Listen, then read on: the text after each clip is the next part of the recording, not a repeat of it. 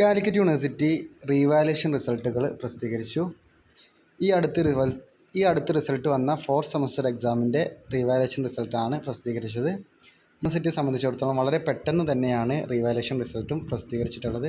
കഴിഞ്ഞ 20-27 ആയിട്ടായിരുന്നു അപ്ലൈ ചെയ്യാനുള്ള ലാസ്റ്റ് ഡേറ്റ്. അത് കഴിഞ്ഞ് 2 വീക്കിനുള്ളിൽ തന്നെ റീവാലുവേഷൻ റിസൾട്ട് പ്രസിദ്ധീകരിക്കാൻ യൂണിവേഴ്സിറ്റിക്ക് കഴിഞ്ഞിട്ടുണ്ട്.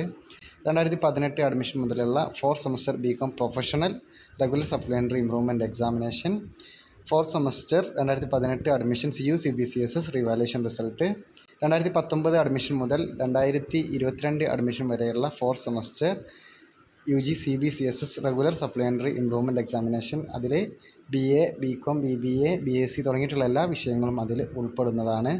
SDE വിഭാഗം വിദ്യാർത്ഥികളിൽ 4th semester SDE 2018 admission BCom BBA supplementary improvement examination, 2019 admission മുതൽ 2022 അഡ്മിഷൻ വരെയുള്ള 4th semester BCom BBA regular supplementary improvement examination എന്നീ റിസൾട്ടുകളുടെ റിവാലുവേഷൻ റിസൾട്ടാണ് വന്നത്.